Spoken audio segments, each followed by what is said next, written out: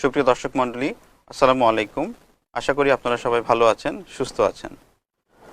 মুন্ডি Pharma Bangladesh presents angina awareness week powered by Nitrocontin, Trimacontin and Dilcontin. বুকে ব্যথার যত কথা শিরোনামের এই অনুষ্ঠানের আজকে চতুর্থ পর্বে আপনাদের স্বাগত জানাচ্ছি। আমি ডক্টর শাহমিরান। দর্শক, বুকে ব্যথা হয়নি এমন মানুষ আসলে খুঁজে পাওয়া যাবে না, কিন্তু এই বুকে ব্যথা যদি হয় হার্টের কোনো সমস্যার কারণে, তাহলে সেটি হচ্ছে চিন্তার বিষয়। কারণ এই বুকে ব্যথা থেকেই যদি আমরা একটু অবহেলা করি, হতে পারে অনিবার্য মৃত্যু পর্যন্ত। তাই হার্টের সমস্যার জন্য যে বুকে ব্যথা হয় সেটি সম্পর্কে জানাটা আমাদের জন্য অত্যন্ত জরুরি। দর্শক, তাই আর আপনাদের জন্য আমাদের এই আয়োজন। সপ্তাহব্যাপী আয়োজনে প্রতি পর্বে আমরা আসছি আপনাদের সামনে একজন বিশেষজ্ঞ অতিথিকে নিয়ে। এরই ধারাবাহিকতায় আজকে আমাদের সাথে যুক্ত হয়েছেন দেশের একজন বিখ্যাত cardiologist doctor Hiranmoy Das sir, সহকারী অধ্যাপক, সিলেট এমইজি ওসমানী মেডিকেল কলেজ হাসপাতাল। স্যার, আপনাকে স্বাগত জানাচ্ছি আমাদের আজকের অনুষ্ঠানে। সবাইকে শুভ সন্ধ্যা। মুন্ডি ফার্মাকেও আমার স্পেশাল থ্যাঙ্কস, এবং যারা দেখছেন তাদেরকে আন্তরিক ধন্যবাদ। জি, ধন্যবাদ স্যার। দর্শক, আপনাদের উদ্দেশ্যে বলে রাখছি, আমাদের আজকের অনুষ্ঠানে সায়েন্টিফিক পার্টনার মুন্ডি Pharma Bangladesh private limited sponsor করেছে নাইট্রোকন্টিন, ট্রাইমাকন্টিন অ্যান্ড ডিলকন্টিন এক্সেল। দর্শক, আমাদের অনুষ্ঠানটি সরাসরি রাজ টিভি এবং মুন্ডি ফার্মা বাংলাদেশের ফেসবুক পেজ থেকে সম্প্রচার করা হচ্ছে। আপনারা পেজগুলোকে লাইক দিয়ে আমাদের সঙ্গে থাকবেন, এবং আপনাদের যদি কোনো প্রশ্ন থাকে তাহলে আমাদের স্ক্রিনে দেখানো নাম্বার 013-2425-4500 এই নাম্বারে ফোন করে প্রশ্ন করতে পারেন, অথবা আমাদের ফেসবুকের কমেন্ট সেকশনে আপনারা প্রশ্নটি করতে পারেন। সেক্ষেত্রে দর্শক অবশ্যই আপনার বয়সটি লিখে প্রশ্ন করবেন এবং আমাদের বিশেষজ্ঞ অতিথি আপনার প্রশ্নের উত্তর দিবেন। স্যার, আমরা এবার মূল আলোচনায় আসি। আমরা স্যার বুকে ব্যথার যত কথা এই শিরোনামে আমরা অনুষ্ঠানটি শুরু করেছি আসলে অ্যাঞ্জাইনা পেক্টোরিস নিয়ে একটু অ্যাওয়ারনেস তৈরি করার জন্য, যাতে সাধারণ মানুষ বুকে ব্যথা হলে যদি সেটা হার্টের সমস্যাজনিত কারণে হয় সেটি যেন অবহেলা না করে দ্রুত একজন চিকিৎসকের শরণাপন্ন হয়। তো স্যার, প্রথমেই আপনার কাছে যে জিনিসটা একটু জানতে চাইবো সেটি হচ্ছে যে এই যে অ্যাঞ্জাইনা পেক্টোরিস, যেটাকে আমরা মেডিকেলি বলে থাকি, আসলে বুকে ব্যথা যদি সহজ কথা আমরা বলি, এটি আসলে কি এবং কেন হয়ে থাকে? ধন্যবাদ। অ্যাঞ্জাইনা পেক্টোরিস মূলত হার্টের ব্যথা, যে টার্মটা বলছে সেটা একটা হার্টের ব্যথা।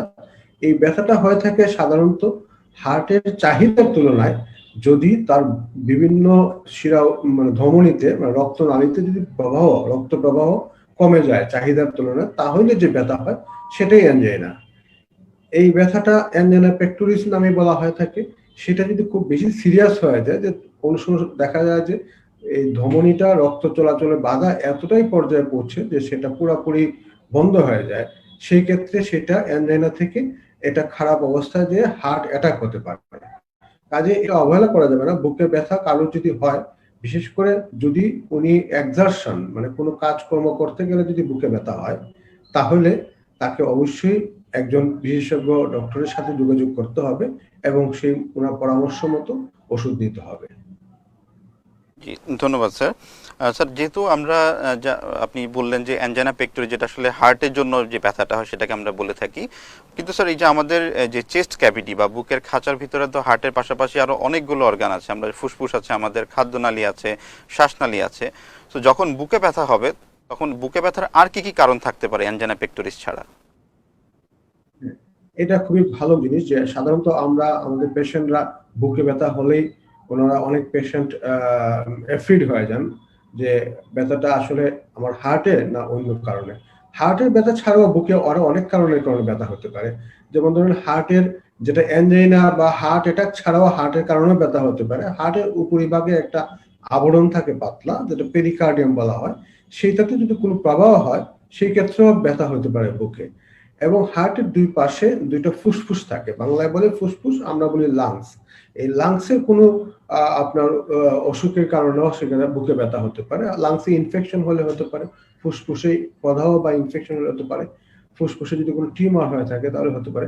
ইভেন ফুসফুসের বাইরের দিকে চারিদিকে একটা আবরণ থাকে পাতলা, সেখানে যদি প্রদাহ হয় তাহলেও হার্টে বুকে ব্যথা হতে পারে। এছাড়া বুকে ব্যথা কমনলি যেটা অনেক সময় দেখা যায় যে কোনো ট্রমার কারণে হতে পারে, চেস্ট পেইন, মাসুলে ব্যথা হতে পারে, এক্সেসিভ এক্সারশন, কোনো একটা ব্যথা পেয়েছেন সেই কারণে ব্যথা হতে পারে। আবার দেখা যাচ্ছে যে কোনো একটা পেটের সমস্যার কারণেও সেটা বুকে ব্যথা অনুভব হতে পারে। পেটে যদি অনেক সময় গ্যাস্ট্রিকের কারণে, যেটা বাংলায় বলা হয় গ্যাস্ট্রিক বা আলসার, সেই ক্ষেত্রেও বুকে ব্যথা হতে পারে। আবার পেটে কোনো পাথর, বিশেষ করে পিত্তথলির পাথরেও আপনার ব্যথাটা একদম সেম বুকের মাঝামাঝি হতে পারে। আবার হার্টের পিছন দিকে আপনার খাদ্যনালীতে কোনো সমস্যা হলে, যদি আলসার হয় বা কোনো টিউমার হয় বা অন্য কোনো আহ, অসুখ বিধা হয়ে থাকে, তাহলেও বুকে ব্যথা হতে পারে। কাজে বুকে ব্যথা, সব ব্যথাই হার্টের না, কিন্তু সেটা অবহেলা করা যাবে না। প্রপার ডায়াগনোসিস করতে হবে যে আসলে বুকে ব্যথাটা কোথা থেকে হচ্ছে, এটা কি হার্টের থেকে হচ্ছে না হার্ট ছাড়া।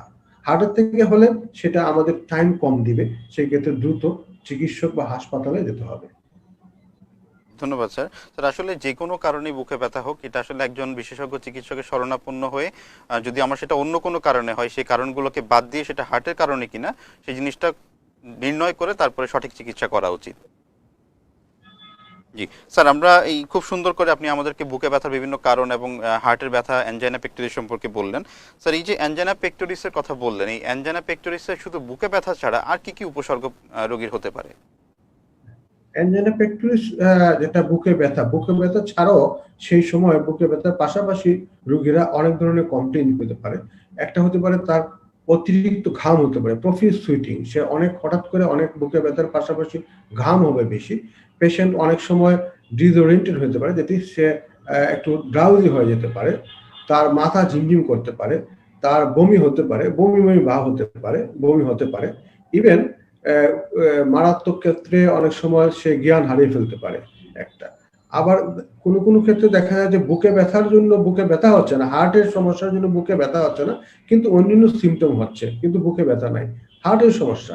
সাপোজ একটা, বিশেষ করে এই ক্ষেত্রে হয়ে থাকে বয়স্ক রোগীদের, যারা বয়স্ক রোগী আছেন, অথবা যাদের ডায়াবেটিস আছে, লং স্ট্যান্ডিং অনেকদিন যাবত ডায়াবেটিস আছে, তাদের হার্টের সমস্যা, কিন্তু বুকে ব্যথা হচ্ছে না, কিন্তু ওরা এই সিমটম গুলা দেখা যাচ্ছে যে তার প্রফিউজ হঠাৎ করে অত্যধিক ঘাম হচ্ছে, দুর্বল লাগছে, মাথা ঝিমঝিম করছে, অথবা উনি সাময়িক সময়ের জন্য জ্ঞান হারিয়ে ফেলছেন।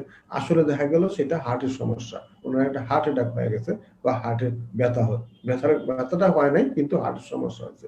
কাজে বুকে ব্যথার পাশাপাশি এই সিমটম গুলো হতে পারে, অথবা এই সিমটম গুলো বুকে ব্যথা ছাড়াও হতে পারে, যেটা হার্টের অসুখের জন্য হয়েছে। জি ধন্যবাদ স্যার। দর্শকদের উদ্দেশ্যে বলা যে শুধুমাত্র বুকে ব্যথা হলেই যে হার্টের সমস্যা হচ্ছে এটি আসলে ভাবা যাবে না। স্যার যে সিমটমগুলোর কথা বললেন বা স্যার যে অন্য উপসর্গের কথাগুলো বললেন, সেই উপসর্গগুলো আমাদেরকে খেয়াল রাখতে হবে, বিশেষ করে যাদের বয়স একটু বেশি, যাদের ডায়াবেটিস আছে বা যাদের প্রেশারের সমস্যা আছে, তাদের ক্ষেত্রে এই জিনিসগুলো খেয়াল রাখা বেশি জরুরি। স্যার এই আপনার এই আলোচনা ধরেই যদি আমরা আসি যে অ্যানজাইনা পেক্টোরিস বা এই হার্টের সমস্যা হওয়ার জন্য ঝুঁকিপূর্ণ কারা আসলে বেশি? এটা আমাদের সোসাইটিতে ঝুঁকিপূর্ণ মানুষদের আমাদের আইডেন্টিফাই করতে হবে, কারা হৃদরোগের বেশি অত্যধিক ঝুঁকিতে আছেন, এবং তাদের নিয়মিত চেক আপ বা ফলো আপ করতে হবে, এবং তাদের ঝুঁকির মাত্রা কমিয়ে আনতে হবে। প্রথম কথা হলো হৃদরোগের ঝুঁকির 1 নম্বর 2 নম্বর এরকম কিছু নেই, কিন্তু যেটা বলা হয় যে আপনার যারা স্মোক করেন, সিগারেট খান অত্যধিক বা সিগারেট খান, তারা ঝুঁকিপূর্ণ। যাদের ডায়াবেটিস আছে, অনেকদিন যাবত ডায়াবেটিস, কন্ট্রোল থাকলেও ঝুঁকিপূর্ণ, কন্ট্রোল না থাকলেও ঝুঁকিপূর্ণ ডায়াবেটিক পেশেন্ট। যাদের প্রেশার আছে, তারা ঝুঁকিপূর্ণ। যারা আপনার, তাদের লাইফস্টাইল ইজ নট গুড, আমি বলবো যে তাদের জীবনযাত্রা ভালো না, তারা শরীরের দিকে খেয়াল রাখছেন না, নিয়মিত রেস্ট নিচ্ছেন না, অত্যধিক কাজ করতেছেন, প্রেশার নিচ্ছেন, তারাও ঝুঁকিপূর্ণ। আরেকটা ঝুঁকিপূর্ণ হলো যাদের ফ্যামিলি হিস্ট্রি আছে, পারিবারিক ইতিহাস আছে, যে তাদের বাবা মা ভাই বোন বা ফার্স্ট ডিগ্রি রিলেটিভ, মানে রক্তের সম্পর্ক, যাদের হৃদরোগের ইতিহাস আছে, যা অনেকে হার্ট অ্যাটাক হয়েছে, তারাও ঝুঁকিতে আছেন। কাজেই এই ঝুঁকিপূর্ণ যারা আছেন তারা অবশ্যই কিছু নিয়মকানুন মানবেন, এবং তাদের ঝুঁকির মাত্রা কমিয়ে আনার জন্য সিগারেট ছেড়ে দিবেন, স্মোকিং কুইট করবেন, ডায়াবেটিস চেক আপ করবেন, ডায়াবেটিস নির্ণয় করবেন, ডায়াবেটিস যদি থাকে সেটা কন্ট্রোলে আনতে হবে, প্রেশার নিয়ন্ত্রণে রাখতে হবে, এবং তাদের লাইফস্টাইল, খাদ্যাভ্যাস, মানে আমাদের খাবারের অভ্যাসটা হেলদি ফুড, এবং তার নিয়মিত এক্সারসাইজ, শারীরিক ব্যায়াম যেটা বলি, সেটা করতে হবে, তাহলে ঝুঁকি মাত্রা কমিয়ে আনতে পারবে। আর সবাইকেই আমাদের হৃদরোগের একটা বয়সের একটা ব্যাপার আছে, এজ যত বাড়বে হৃদরোগের ঝুঁকি তত বাড়বে। কাজে এজ যত বাড়বে তাদের হেলথ কনসিয়াস হতে হবে, বিশেষ করে এই রিস্ক ফ্যাক্টরগুলো স্মোকিং, ডায়াবেটিস, তার হাইপারটেনশন এবং ব্লাড কোলেস্টেরল চেক করতে হবে। কোলেস্টেরল বেশি থাকলে সেটা চিকিৎসা করাতে হবে এবং নিয়মিত ব্যায়াম করতে হবে, এক্সারসাইজ করতে হবে, তাহলে ঝুঁকি মাত্রা কমে যাবে। আর ঝুঁকিপূর্ণ যারা আছেন আমাদের সোসাইটিতে তাদের বলবো যে তারা ঝুঁকি মাত্রা কমায় আনার জন্য এবং রেগুলার হেলথ চেক আপ এবং সুস্থ জীবন এবং সুস্থভাবে জীবনযাত্রা নিয়ন্ত্রণ করতে হবে। ধন্যবাদ স্যার। দর্শক, আপনাদের উদ্দেশ্যে আবারও বলছি, যদি আপনাদের কোনো প্রশ্ন থেকে থাকে আমাদের বিশেষজ্ঞ চিকিৎসকের কাছে, আপনারা আমাদের স্ক্রিনে দেখানো 0132425450 এই নাম্বারে ফোন করতে পারেন, স্যার আপনাদের প্রশ্নের উত্তর দিবেন। স্যার, এই যে বুকে ব্যথা নিয়ে যখন কথা হচ্ছিল বা এখন কথা হচ্ছে আপনার সাথে, এই সময়টাতে স্যার আপনি একটা কথা বলেছিলেন যে গ্যাসের ব্যথা বা গ্যাস্ট্রিকের ব্যথা নিয়ে যখন আসবে, এটা কিন্তু খুব কমন আমাদের দেশে দেখা যায়। সো অনেক বয়স্ক মানুষদেরকেও দেখা যায় যে তার এরকম হঠাৎ করে তার এপিগ্যাস্ট্রিক বা বুকের মাঝ বরাবর একটু ব্যথা হচ্ছে, কিন্তু সে দেখা গেল হয়তো বাড়িতেই বসে আছে, হয়তো একটু অ্যান্টি আলসারেন্ট খাচ্ছে বা একটু অ্যান্টাসিড খেয়ে বসে আছে। সো এই ব্যথাটা কি স্যার, বা এই সম্পর্কে আপনার বক্তব্যটা কি হবে? হ্যাঁ, জিনিসটা হলো যে কারো যদি বুকে ব্যথা হয়, বুকে ব্যথা দুই রকমের হতে পারে, দুইটা মানে প্রেজেন্টেশন হতে পারে। একটা হতে পারে একজন লোক বা একজন পার্সন, সে কিছুক্ষণ পরিশ্রম করলে বুকে ব্যথা হয় এবং পরিশ্রম বন্ধ করে দিলে বুকে ব্যথা কমে যায়, সেটা একটা প্রেজেন্টেশন হতে পারে। সেক্ষেত্রে অবশ্যই ডাক্তারের কাছে যাবেন, প্রপার ডায়াগনোস হবেন এবং তার অ্যানজাইনা হওয়ার সম্ভাবনা বেশি। এখন হঠাৎ করে কারো যদি বুকে ব্যথা হয়, তার আগে বুকে ব্যথার কোনো ইতিহাস নেই, কোনো সময় উনি বুকে ব্যথা অনুভব করেন নাই, সেই ক্ষেত্রে উনি কি করবেন?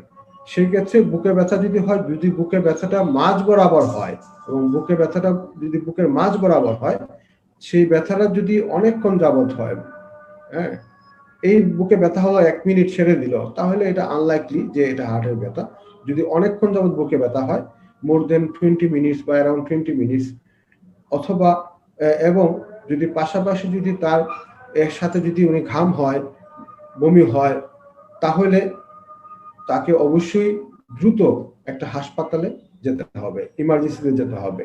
তার যদি হিস্ট্রি থাকে এরকম বুকে ব্যথা হওয়ার, অথবা উনি যদি রিস্কে থাকেন, লাইক উনি যদি ধূমপান করেন, ওনার যদি ডায়াবেটিস থাকে, ওনার যদি বয়স বেশি থাকে, 40-এর উপরে থাকে, ওনার ফ্যামিলিতে যদি হার্ট অ্যাটাকের কোনো ইতিহাস থাকে, কারণ হার্ট অ্যাটাক হয়েছে, তাহলে ওনাকে দেরি করা যাবে না। যদি বুকে ব্যথা 4-5 মিনিট পরেও, অ্যান্টি আলসারেন্ট নেওয়ার পরেও যদি না কমে, তাহলে অতি দ্রুত ওনাকে নিকটস্থ হাসপাতালে ইমার্জেন্সিতে যেতে হবে।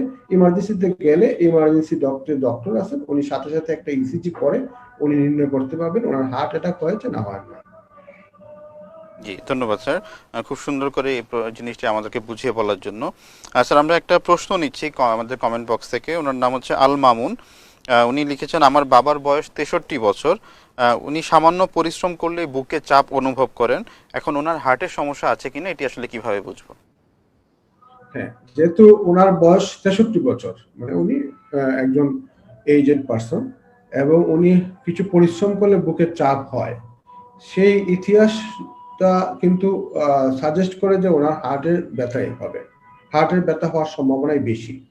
তো এই জন্য আমি বলবো যে ওনাকে কতগুলো জিনিস ইয়ে করতে, যে উনি উনি একজন ডাক্তার, বিশেষজ্ঞ ডাক্তারের কাছে যাবেন। সাথে উনি যদি ডায়াবেটিস থাকে, উনি ডায়াবেটিস কন্ট্রোল করবেন, প্রেশার থাকলে প্রেশার কন্ট্রোল করবেন, উনি খাদ্যাভ্যাস চেঞ্জ করবেন, কোলেস্টেরলটা দেখে নেবেন এবং উনি ডাক্তার সাহেবের কাছে যে ওনার কিছু হার্টের যে ব্যথাটা কনফার্ম করতে হবে যে আসলে ব্যথাটা বুকের কিনা, মানে হার্টের ব্যথা কিনা। উনি কিছুক্ষণ হাঁটলে পরে ব্যথা হচ্ছে, এটা হার্টের ব্যথা হওয়ার সম্ভাবনাই বেশি। সেই ক্ষেত্রে ওনাকে একটা ইসিজি করতে হবে। ইসিজিতে যদি কোনো চেঞ্জ থাকে, মানে ইসিজি যদি কোনো নর্মাল না থাকে, অ্যাবনর্মাল থাকে, তাহলে ডাক্তার সাহেব ব্যবস্থা নেবেন। যদি ইসিজি নর্মাল থাকে, তাহলে পরবর্তীতে উনি আরো কিছু পরীক্ষা করিয়ে নেবেন এবং নির্ণয়ের জন্য যে ব্যথাটা বুকের কিনা। পাশাপাশি রিস্ক ফ্যাক্টর মডিফিকেশনের জন্য ওনার ডায়াবেটিস টেস্ট, কোলেস্টেরল পরীক্ষা এবং প্রয়োজনে যদি ওনাকে কিছু স্পেশাল টেস্ট আমরা করে থাকি, যে যদি ইসিজি নর্মাল থাকে তাহলে আমরা ইটিটি করতে পারি অথবা মায়োকার্ডিয়াল স্ট্রেস টেস্ট করতে পারি আমরা, এবং এই করে ওনার বুকের ব্যথাটা হার্টের কিনা কনফার্ম করে তারপরে আমরা ওনাকে চিকিৎসা করতে পারি। কাজে আমার উপদেশ থাকবে ওনাকে একজন হার্টের হৃদরোগ বিশেষজ্ঞের কাছে যাওয়া, যেহেতু উনি বুকে ব্যথা হচ্ছে কিছুক্ষণ পরিশ্রম করার পরে, এটা ওনার হার্টের ব্যথা হওয়ার সম্ভাবনাই সবচেয়ে বেশি। ধন্যবাদ স্যার। দর্শক, আশা করি আপনি আপনার প্রশ্নের উত্তর পেয়েছেন। যেহেতু আপনার বাবার বয়স 63 বছর, বয়স্ক মানুষ, স্যারের পরামর্শ অনুযায়ী একজন নিকটস্থ চিকিৎসকের পরামর্শ নিয়ে আপনি সঠিক চিকিৎসাটি করাবেন। জি স্যার, আমরা যেহেতু আপনি এই কথার সাথে অনেকগুলো ইনভেস্টিগেশনের কথা চলে এসছে, স্যার একটু আপনার কাছে জানতে চাইবো যে অ্যানজাইনা পেক্টোরিস বা বুকে ব্যথা যেটা হার্টের জন্য হচ্ছে, সেটা নির্ণয় করার জন্য আমাদের আসলে কি কি ইনভেস্টিগেশন বা কি কি পরীক্ষা নিরীক্ষা করানো উচিত?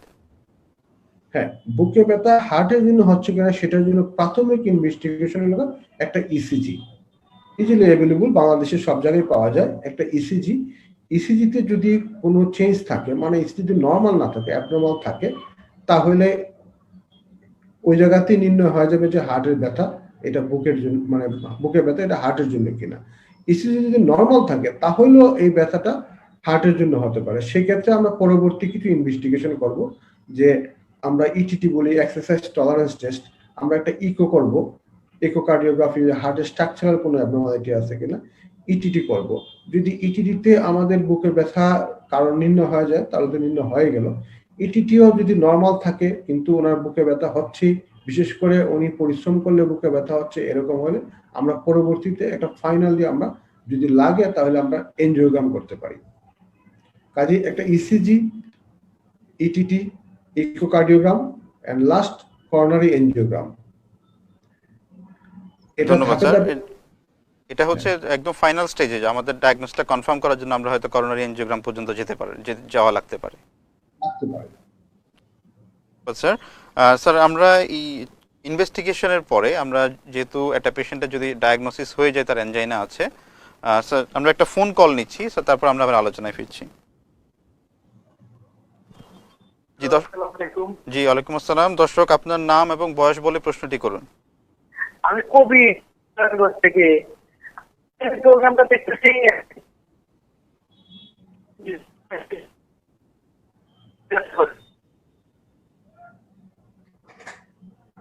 জি দর্শক, আপনার কথা আমরা শুনতে পাচ্ছি না। জি, খুব সম্ভবত নেটওয়ার্কের সমস্যা হচ্ছে, আপনি পুনরায় আবার কল করতে পারেন। জি স্যার, আমরা আলোচনায় আসি। আমরা যেটা নিয়ে কথা বলছিলাম যে ডায়াগনোসিস হওয়ার পরে একটা পেশেন্টের আসলে যখন অ্যানজাইনা ডায়াগনোসিস হয়ে যাবে তখন তার চিকিৎসা ব্যবস্থাটা কিরকম হবে? যখন অ্যানজাইনা ডায়াগনোস হবে তখন চিকিৎসা ব্যবস্থা মেইনলি দুইটা ভাগে ভাগ। প্রথম ভাগ lifestyle modification and risk factor modification. তাকে লাইফস্টাইল মডিফিকেশন রাখতে হবে, তার খাদ্যাভ্যাস, সে অতিরিক্ত চর্বি জাতীয় খাবার খাবে না, সে ভেজিটেবল জাতীয় খাবার বেশি খাবে, চর্বি জাতীয় খাবার পরিহার করবে, ফাস্টফুড পরিহার করবে, এটা এবং নিয়মিত রেস্ট নেবে একটা। কিন্তু উনি এক্সারসাইজও করবে, এক্সারসাইজ করবে হলে ওনার আপ টু লিমিট পর্যন্ত, উনি যতটুকু পর্যন্ত এক্সারসাইজ করতে পারে ততটুকু পর্যন্ত এক্সারসাইজ করবে। সাধারণত আমরা অ্যাডভাইস দিয়ে দেখি বয়স অনুযায়ী, যদি বয়স্ক লোক হন উনি হাঁটবেন, যতটুকু পর্যন্ত উনি হাঁটলে ভালো বেটার ফিল করেন, ভালো ফিল করেন, ততটুকু পর্যন্ত উনি প্রতিদিন হাঁটা চালিয়ে যাবেন। তারপরে আসলে যে তার রিস্ক ফ্যাক্টর, তার যদি স্মোকিং করেন স্মোকিং বন্ধ করতে হবে, সিগারেট বন্ধ করতে হবে, ডায়াবেটিস থাকলে ডায়াবেটিস নিয়ন্ত্রণে করতে হবে, প্রেশার থাকলে প্রেশার নিয়ন্ত্রণ করতে হবে। এই তিনটা যদি ডায়াবেটিস, স্মোকিং এবং প্রেশার, পাশাপাশি ওনার কোলেস্টেরল দেখতে হবে, কোলেস্টেরল মাত্রা কত আছে। কোলেস্টেরলটা নিয়ন্ত্রণে রাখার জন্য আমরা ড্রাগ দিব যদি কোলেস্টেরল বেশি থাকে, এই কোলেস্টেরলের জন্য নিয়ন্ত্রণ করতে হবে। এখন আসেন যে বুকে ব্যথা অ্যানজাইনার জন্য আমাদের কিছু ড্রাগ প্রেসক্রাইব করতে হবে। এই ড্রাগগুলো অ্যাড অন থেরাপি, একটা ড্রাগ দিব, পাশে যদি একটা ড্রাগে যদি না সিমটম রিলিভ হয়, যদি বেটার ফিল না করেন, পরবর্তীতে দুইটা ড্রাগ দিব। সাধারণত অ্যানজাইনার জন্য একটা অ্যান্টিপ্লেটিলেট ড্রাগ, ইকোস্পিন বা প্রপিডোগ্রিল, একটা ড্রাগ আমরা দিব, আইদার ইকোস্পিন যদি কেউ সহ্য করতে না পারেন তাহলে আমরা প্রপিডোগ্রিল দিব, একটাই দিব ড্রাগ। পাশাপাশি তাকে ওনার জন্য আমরা একটা স্টেটিন, এটা অ্যাটোবাস্টেটিন হতে পারে, অসুবাস্টেটিন হতে পারে, সেই স্টেটিনের ডোজ হবে যেটা ওনার কোলেস্টেরলের মাত্রা অনুযায়ী আমরা ডোজ ঠিক করে দিব। এবং বুকে ব্যথা কমার জন্য আমাদের ফার্স্ট লাইন ড্রাগ হলো নাইট্রেট। আমরা নাইট্রেট ইউজ করব, নাইট্রোগ্লিসারিন ইউজ করতে পারি, মনোনাইট্রেট ইউজ করতে পারি। নাইট্রোগ্লিসারিন ইউজ করাটাই ভালো, এতে সাইড এফেক্ট কম এবং পেশেন্ট মানে পেশেন্ট এটা সহজেই নিতে পারবে। তো নাইট্রেট আমরা ইউজ করব বুকে ব্যথা কমানোর জন্য। নাইট্রেট ইউজ করার পরেও যদি ওনার বুকে ব্যথা থাকে, উনি যদি এক্সারসাইজ করার পরে, পরিশ্রম করার পরে বুকে ব্যথা হয়, তাহলে আমরা আদার্স ড্রাগগুলা অ্যাকর্ডিং টু পেশেন্টের এজ, আদার কন্ডিশন নিয়ে আমরা ইউজ করতে পারি। লাইক বিটা ব্লকার দিতে পারি নাইট্রেটের পাশাপাশি আমরা আরো কিছু ড্রাগ আছে, ট্রাইমেটাজিন ইউজ করতে পারি, নিকোরন্ডিল ইউজ করতে পারি। ফার্স্টলি আমরা তাকে একটা অ্যান্টিপ্লেটিনিক, তারপর তার সাথে একটা লিপিড লরিং এজেন্ট স্টেটিন দিব, তারপর একটা নাইট্রেট দিব, তারপরে আমরা অ্যাড অন অন্যান্য ড্রাগ ইউজ করতে পারি। প্রেশার থাকলে প্রেশার কন্ট্রোল, ডায়াবেটিস কন্ট্রোল। তারপরে যদি পেশেন্টের যদি সিমটম কন্ট্রোল হয়ে যায়, তাহলে সে এই ড্রাগই চলবে এবং লাইফস্টাইল মডিফিকেশন থাকবে। যদি ড্রাগ দেওয়ার পরও ওনার সিমটম কন্ট্রোল না হয়, তাহলে তাকে একটা করোনারি এনজিওগ্রাম করতে হবে। করোনারি এনজিওগ্রাম করে দেখতে হবে যে ওনার হার্টের ধমনীতে, রক্তনালীতে কোথায় কি ধরনের সমস্যা আছে, কি অবস্থা স্যার আমরা আছে। একটা ফোন কল নিচ্ছি, আমরা একজন দর্শক ফোন করছেন। জি দর্শক, আপনার নাম এবং বয়স বলে প্রশ্নটি করবেন। আসসালামু আলাইকুম। জি ওয়ালাইকুম আসসালাম। মহেশখালী থেকে ফোন করছি, মোহাম্মদ মাসুম। জি হ্যালো। জি শুনতে পাচ্ছি দর্শক, আপনার বয়স বলে প্রশ্নটি করবেন। হ্যাঁ, আমার বয়স হচ্ছে 35। তো আমার ওই যে পিঠে মেরুদণ্ডতে প্রচন্ড ব্যথা আছে, তো ওটা থেকে মাঝে মাঝে দেখা যায় বুকে ব্যথা করে। এটার কারণটা কি যদি একটু বলতেন, যে পিঠের ব্যথার সাথে মানে বুকে কেন ব্যথাটা করবে? জি ধন্যবাদ দর্শক। হ্যাঁ, ওনার বয়স 35, মানে উনি লিটল বিট ইয়াঙ্গার, এবং ওনার মেইন মূলত সমস্যা পিঠে ব্যথা। পিঠে ব্যথা থেকে উনি মধ্যে মধ্যে এই ব্যথাটা বুকের দিকে আসে। এটা পিঠে ব্যথার কারণে ব্যথা বুকে আসতে পারে। যদি পিঠে কোনো মেরুদণ্ডের হাড়ে এবং হাড়ের ভিতরে যে আমাদের কিছু নার্ভ আছে, সেই নার্ভে যদি কোনো সমস্যা হয় এবং হাড়ের সমস্যা হয়, সেক্ষেত্রে সেখান থেকে নার্ভের উৎপত্তি হয়, সেই নার্ভগুলো আমাদের বুকের পাঁজরের সামনের দিকে চলে আসে। সেই নার্ভ দিয়ে আমাদের বুকে ব্যথা আসতে পারে। কাজে ওনার মেইন সমস্যা আমি মনে করি ওনার মানে ইতিহাস দেখে যে ওনার আসলে ব্যথাটা পিঠে, সেখান থেকে ওনাকে ব্যথাটা বুকের দিকে রেফার হয়ে আসতেছে, ওই ব্যথাটাই বুকের দিকে আসতেছে।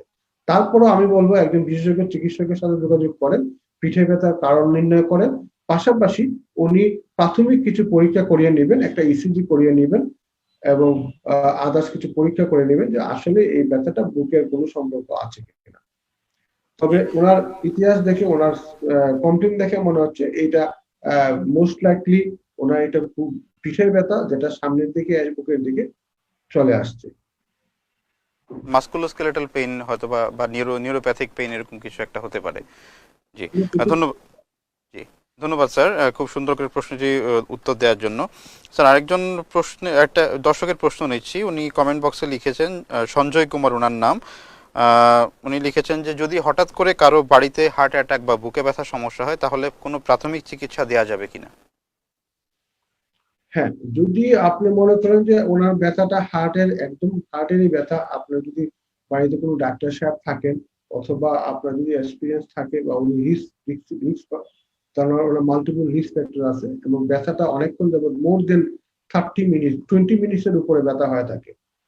ব্যথা, বুকে ব্যথা, মুখের মাঝ বরাবর ব্যথা, ব্যথাটা চাপ দিয়ে ধরে আছে, হ্যাঁ, এবং তার ঘাম হচ্ছে প্রচুর, বমি হচ্ছে, তাকে নর্মাল যে অ্যান্টি আলসারেন্ট যে ওষুধগুলা, গ্যাস্ট্রিকের ওষুধগুলো দেওয়া হয়েছে, ব্যথা কমেনি, তাহলে তাকে অতি দ্রুত হাসপাতালে, নিকটস্থ হাসপাতালে নিতে হবে। যদি ওনার যদি এমন কোনো জায়গায় থাকেন যে হাসপাতালে পৌঁছতে ওনার অনেক দেরি হয়ে যাবে, সেক্ষেত্রে আমি বলবো, যদি দেরি হয় তাহলে সেক্ষেত্রে বলবো যে দ্রুত হাসপাতালে নেওয়ার ব্যবস্থা করবেন। পাশাপাশি ওনাকে 2টা ওষুধ দিয়ে দিতে পারবেন।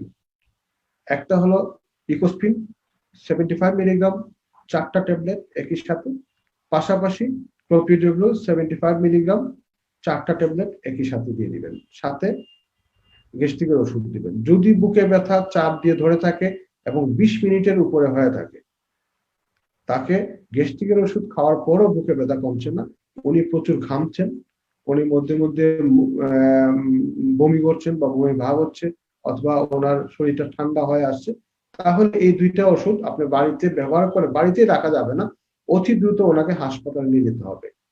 আমি বললাম হাসপাতালে যেতে, যেমন বাংলাদেশের অনেক জায়গায় আছে একটা হাসপাতালে যেতে অনেক সময় লাগে রিমোট অঞ্চলে, সেক্ষেত্রে এই দুইটা ওষুধ যদি পাওয়া যায় ওনাকে এই দুইটা ওষুধ খেয়ে তারপরে অবশ্যই হাসপাতালে অবশ্যই নিয়ে যাবে। স্যার আমরা একটা ফোন কল নিচ্ছি। জি দর্শক, আপনার নাম এবং বয়স বলে প্রশ্ন করবেন। আমার নাম কবির, নারায়ণগঞ্জ থেকে বলতেছিলাম। জি জি বলুন। আমার একটা সমস্যা মাঝে মাঝে হয়, যে বুকের বাম পাশে ব্যথা করে, এটা খাওয়ার পরে বেশি হয় আরো। জি আমি যদিও তেলের জিনিস খাই না, আসলে এটা কিসের সমস্যা হইতে পারে? আচ্ছা, আপনার বয়স কত দর্শক? 27 চলে।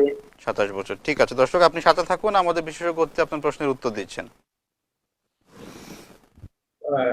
যে ভদ্রলোক প্রশ্ন করেছেন যে ওনার খাওয়ার পরে ব্যথা হয়, খাবার খাওয়ালে ব্যথা হয়, ওনার বয়স 27।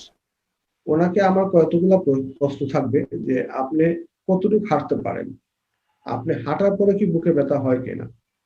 যদি আপনি হাঁটার পরে দেখা গেল যে আপনি হাঁটতেই পারেন, কোনো অসুবিধা নেই, অনেকক্ষণ হাঁটতে পারেন, বুকে ব্যথা হচ্ছে না, তাহলে এটা হার্টের সম্ভাবনা হওয়ার সম্ভাবনা খুবই কম।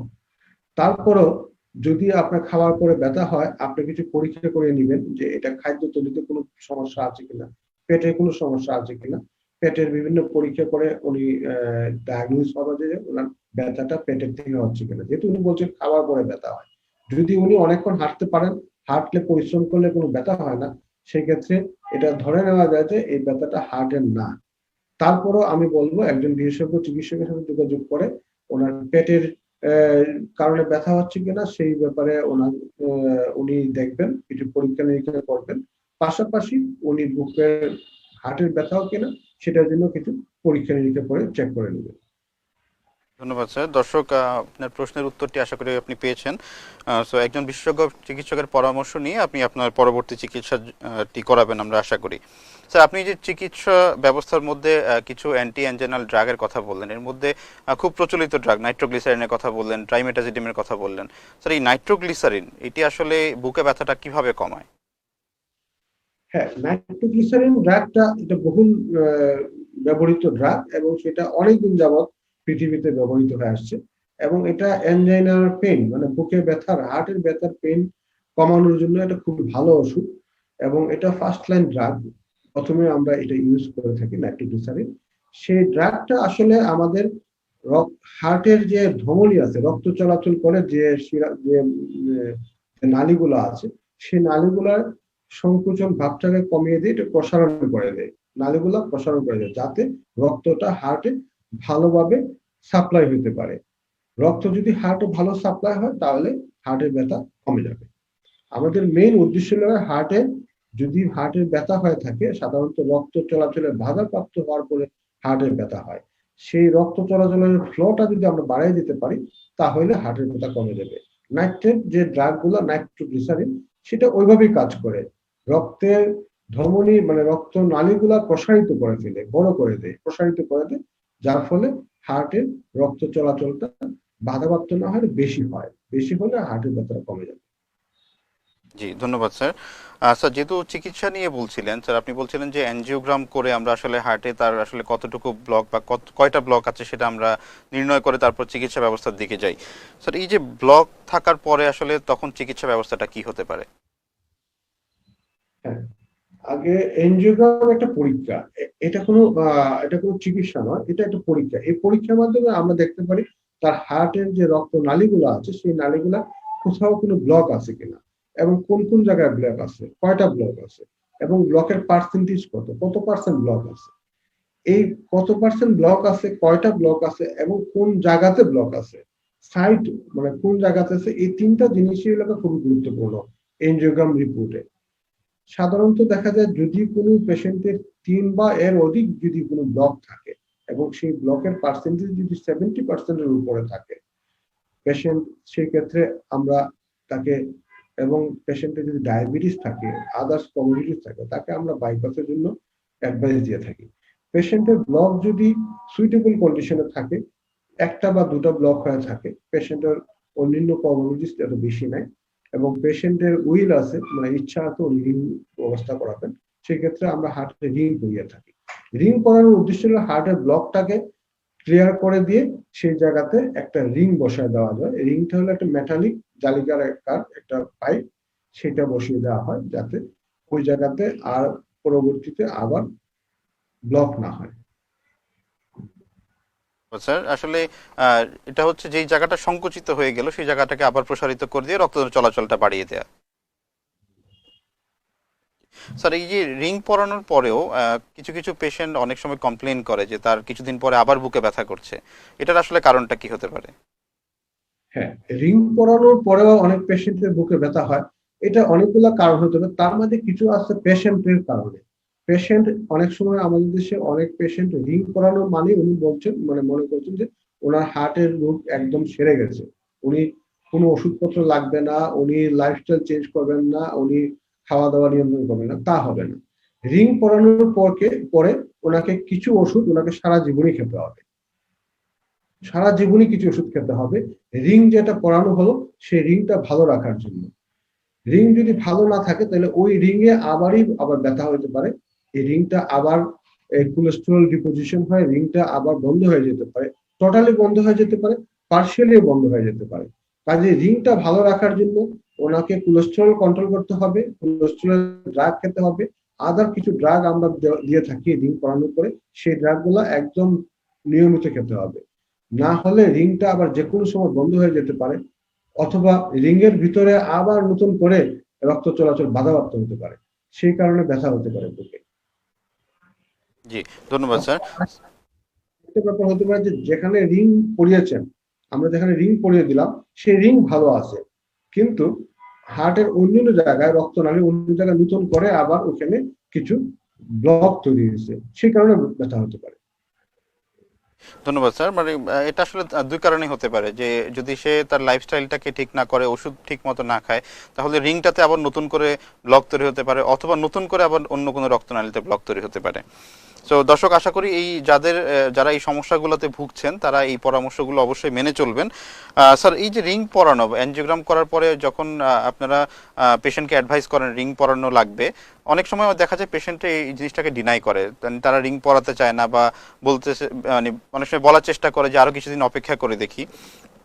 তো সেই ক্ষেত্রে তার আসলে যদি সে ইমিডিয়েটলি তার দরকার কিন্তু করাচ্ছে না, বিপদটা কি হতে পারে? এখন দেখুন, রিংটা পরানো হয় সাধারণত দুইটা কন্ডিশনে, দুইটা ব্যাপারে। একটা হতে পারে আমি বলবো যে হার্ট অ্যাটাকের ইমিডিয়েটলি উইদিন 2 আওয়ার্স, 120 মিনিটের ভিতরে, এটা বলে প্রাইমারি পিসিআই। যে হার্ট অ্যাটাক হলো, সাথে সাথে তাকে এনজিওগ্রাম করে যে জায়গাতে রক্তনালী বন্ধ হয়েছে সেই রক্তনালীটা খুলে দিয়ে ওখানে রিং পরিয়ে দেওয়া, ইট ইজ বেস্ট। এটা খুবই ভালো, ফলদায়ক, সে কারণে উনি রিং পরাবেন, এটা খুব ভালো। আরেকটা হতে পারে একটা পেশেন্টের বুকে ব্যথা হচ্ছে, হার্ট অ্যাটাক পায় নাই, ওনার বুকে ব্যথা কমছে না, আমরা অনেকগুলো ওষুধ দিলাম, কোনো বুকে ব্যথা কমছে না, তাকে এনজিওগ্রাম করা হলো। এনজিওগ্রামের পরে দেখা গেল যে ওনার হার্টে বিভিন্ন জায়গাতে একটা বা দুইটা বা ততোধিক ব্লক আছে। তো ডাক্তার সাহেব বললেন যে রিং পরাইতে হবে। তো ওনার উচিত, যেহেতু ওনার রক্তনালীতে অনেকগুলো ওষুধ খাওয়ার পরেও ওনার বুকে ব্যথা হচ্ছে, ওনাকে রিং পরিয়ে নেওয়া। কাজে উনি দেরি না করে রিং পরিয়ে নেবেন। যদি রিং না পরেন তাহলে পরবর্তীতে এখান থেকে আবার হার্ট অ্যাটাক হতে পারে। জি, ধন্যবাদ স্যার। মানে যখন আসলে একজন ডাক্তার সাহেব কাউকে, কোনো রোগীকে প্রেসক্রাইব করেন যে আপনার রিং পরাতে হবে, তার মানে অবশ্যই সেটার জরুরি বা প্রয়োজনীয়তা আছে দেখেই কিন্তু বলা হচ্ছে রিং পরানোর কথা। কারণ সেখান থেকে কিন্তু আপনি যদি এটা দর্শক অবহেলা করে তাহলে কিন্তু প্রাণঘাতী মৃত্যু পর্যন্ত হতে পারে। কারণ যখন হার্ট অ্যাটাক হয়ে যাবে তখন আপনার আসলে বা আমাদের আসলে তখন করার কিছু থাকবে না। স্যার আমরা মোটামুটি অনুষ্ঠানের শেষ পর্যায়ের দিকে চলে এসেছি। স্যার আপনার কাছে যে জিনিসটা এখন জানতে চাইবো যে স্যার হার্টকে ভালো রাখার জন্য, সেটা অ্যানজাইনা পেশেন্ট হোক বা আমরা যারা সুস্থ মানুষ আছি আমাদের হোক, আমাদের আসলে খাদ্যাভ্যাস এবং লাইফস্টাইল কেমন হওয়া উচিত? হ্যাঁ, খুব ভালো প্রশ্ন। যে আমাদের খাদ্যাভ্যাস এবং লাইফস্টাইল আমাদের হার্টটাকে সুস্থ রাখার জন্য আমাদের প্রথম কথা হলো যে সিগারেট খাওয়া যাবে না। 1 নম্বর, সিগারেট আমরা ইচ্ছে করেই খাই, কাজে cigarette is not essential, cigarette খাওয়া যাবে না। 2 নম্বর হলো আর ডায়াবেটিস যদি থাকে ডায়াবেটিস নিয়ন্ত্রণে রাখতে হবে, প্রেশার থাকলে প্রেশার নিয়ন্ত্রণে রাখতে হবে। বয়স 40 বা এর কাছাকাছি হলে বা এর উপরে হলে প্রতি 6 মাস বা 1 বছর পর পর তাকে সিরাম কোলেস্টেরল টেস্ট করতে হবে। কোলেস্টেরল যদি বেশি থাকে, এলডিএল এর মাত্রা যদি বেশি থাকে, তাহলে উনি ঝুঁকিতে আছেন হৃদরোগে। ওনাকে সেই কোলেস্টেরল লওয়ারিং ড্রাগ বিশেষজ্ঞ ডাক্তারের পরামর্শ মতো নিতে হবে, এগুলো নিতে হবে। পাশাপাশি ওনার লাইফস্টাইল চেঞ্জ করতে হবে। লাইফস্টাইল মানে খাদ্যাভ্যাস গুলো আমাদের এখন বর্তমানে জাঙ্ক ফুড বা ফাস্ট ফুড আমরা অনেক বেশি খাই। সেই ফাস্ট ফুডের খাওয়ার প্রবণতা কমাতে হবে, চিনি খাওয়া কমাতে হবে, স্যাচুরেটেড ফ্যাট, যে ফ্যাট গুলো স্যাচুরেটেড, বিশেষ করে উদ্ভিদ মানে প্রাণীজ প্রোটিন, হ্যাঁ সেগুলা, মাংস, সেগুলা খাবার কমাতে হবে। শাকসবজি, ফিশ, মাছ এগুলা খেতে হবে। এবং আরেকটা ইম্পর্টেন্ট ব্যাপার হলো প্রত্যেকই অন্তর্ভুক্ত দিনে প্রতিদিন যে কোনো একটা সময় করে 30 থেকে 40 মিনিট হাঁটতে হবে। অন্তর্ভুক্ত আপনি 30 থেকে 40 মিনিট হাঁটেন। আর যদি এর চেয়ে বেটার যদি এক্সারসাইজ করতে পারেন কমপক্ষে আপনি 30 থেকে 40 মিনিট হাঁটবেন, এটা আমার অ্যাডভাইস। পাশাপাশি আপনি সুস্থ লাইফস্টাইল মেনটেন করবেন, নিয়মিত ঘুমাবেন, নিয়মিত খাবেন, টাইম মেনটেন করবেন, কাজের পাশাপাশি একটু রেস্ট নেবেন, সিগারেট খাবেন না। এই জিনিসগুলো যদি আপনি মেনটেন করেন তাহলে আপনার হার্ট সুস্থ থাকবে। ধন্যবাদ স্যার। প্রিয় দর্শক, আমরা এই অনেকটা সময় জুড়ে স্যারের কাছ থেকে বুকে ব্যথার বিভিন্ন খুঁটিনাটি বিষয় জানলাম এবং স্যার অনেক সুন্দর সুন্দর অনেকগুলো পরামর্শ আমাদেরকে দিয়েছেন। এবং দর্শক, আমরা আশা করি এই পরামর্শগুলো আপনাদের অনেক কাজে আসবে এবং আপনাদের পরামর্শগুলো মেনে চলবেন। স্যারকে আমরা আমাদের রাজ টিভি এবং মুন্ডি ফার্মা বাংলাদেশের পক্ষ থেকে এবং নাইট্রোকন্টিন, ট্রাইমাকন্টিন এবং ডিলকন্টিন এক্সেলের পক্ষ থেকে ধন্যবাদ জানাচ্ছি আমাদেরকে স্যার এই ব্যস্ত সময়ের মাঝে সময় দেওয়ার জন্য, দর্শকদেরকে এই সুন্দর উপদেশগুলো দেওয়ার জন্য। ধন্যবাদ দর্শক মন্ডলী যারা এই অনুষ্ঠান শুনছেন, এবং ধন্যবাদ মুন্ডি ফার্মা এবং ধন্যবাদ ডাক্তার মিরাজ সাহেবকে আমাকে এই প্রোগ্রামে আয়োজন করার জন্য। ধন্যবাদ দর্শক মন্ডলী, থ্যাংক ইউ অল। প্রিয় দর্শক, আমরা আজকের অনুষ্ঠানের একেবারে শেষ পর্যায়ে চলে এসেছি। আমাদের এই সপ্তাহব্যাপী আয়োজন আরও চলবে এবং আজকে চতুর্থ পর্ব আমরা শেষ করলাম। আগামীকালকে পঞ্চম পর্বে নতুন একজন অতিথির সাথে নতুন কিছু বিষয় নিয়ে আবারও আপনাদের সামনে চলে আসবো একই সময়ে। সেই সময়টুকু পর্যন্ত সবাই ভালো থাকবেন, সুস্থ থাকবেন, এই কামনায় শেষ করছি। আল্লাহ হাফেজ, আসসালামু আলাইকুম।